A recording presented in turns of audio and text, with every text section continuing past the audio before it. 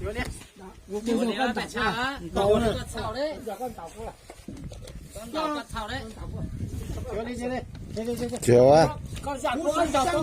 cú sang sang một tư à, phải tranh, trồng lên là cú con nó phải hài mà, làm mà, sao mà cháu đó, để mua lấy chả thế, quá gì nè, cua bây giờ hài nồng luôn gì, cú hái chả, con cứ cầm một cú hái chả, này tự nhiên này, một cú hái chả, chín chả thả, nên nó cú hái chả, giờ lim nòng nó thả đấy cho nòng nó hái cho nòng cũng nồng đi, nòng ấy tụi thả cho cú hái cho liền này cú hái lên nó, cú thì cho liền nó rong ấy phải cú này nó tụt lọc khứ lọ, bây giờ, nãy sao là mua phải khứ lọ, cú chỉ to thì cú phải, ấy nhiều cũng cho nên dưới như thủ tục cú giờ nó cứ tí sao là mua đó nó cho lọc sao là qua, giờ cam kết tao cú giờ trần chia tao nè tao no hết, lấy cho giàu tao no thứ, tuổi như tao hay lo lùa hay thì giờ cú giờ tuổi hay thì lo lùa giờ cú hay thì giờ cú nhẹ phải, thôi tôi cú hay, ấy phải hay rõ ràng đi, tự nhiên các cứ chỉ tao cú thì giờ cú hay giờ cú nhẹ lên thứ, thôi tôi giờ tôi hay, cú hay thôi tôi, có thể có thể của hắn sát đầu, ấy cú hay nha chỉ giờ, hay nha chỉ giờ tôi. cú chỉ muốn phanh nó, cú hai tiền cho lia cho té hấp bún lên giờ nãy lia tụi lòng mua con khư lò, cú giờ sát đầu, hai nhá chỉ giờ tư, có thể có thằng đó chú thì giờ cú một tháng nhiều cú nó tạo cú này, thời gian có gì cú cả, lo lúa cú chỉ tao hai ná, cú hú trong giờ chú cú hai tiền, giờ chú giờ cú nồng sẽ cho nhẹ tiền có mùa cho nhẹ chua ăn đầu, chứ tụi nó mà hai bò cho plau xe, cú sao, kẹt cả cho hai cho tánh nhiều là giờ cú giờ bông lấy khư lò, chỉ có khư tàu đó đâu, giờ hai khư qua lên nó. Cho lia té thầu nên mùa của cho cô nhi cầm thịt cho cô coi vô của cho mua ngay cô cần mà nhí tổ có mua thì nó đi cô giờ có mua nay cô giờ mua của cho cô tè cô tay đã rồi nay là chỉ nay mua đi nào bây giờ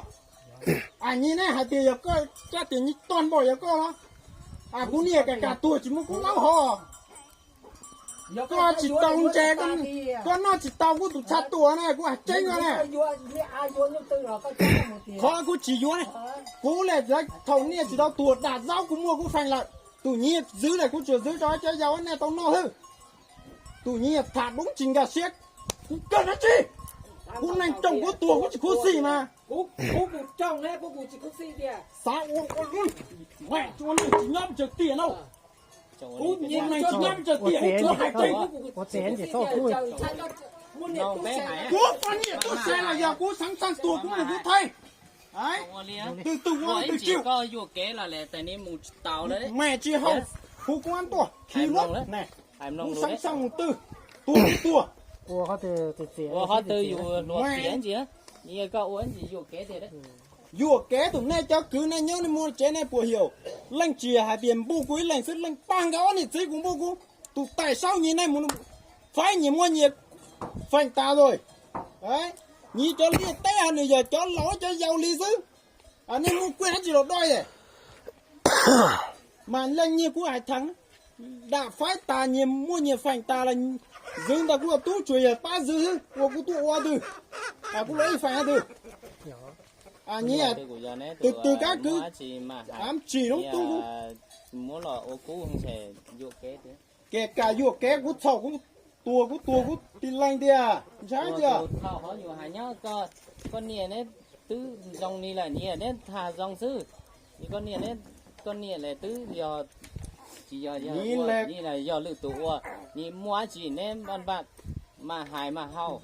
bạn chiến đấu chỉ còn dân thứ tú là như cú của hài đi lý hài tối nay cứ tia giờ ứ lệch mua chỉ cú cùng giờ tha ta là như bé là lanh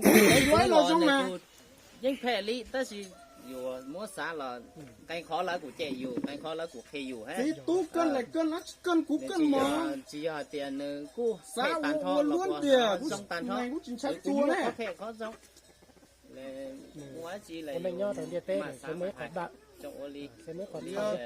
mẹ là dù mua mẹ một xứ cho mua lo một lo mỗi chả thì dù họ một thằng một đế là dù họ chú chỉ lo nữa nhí lại quay đi này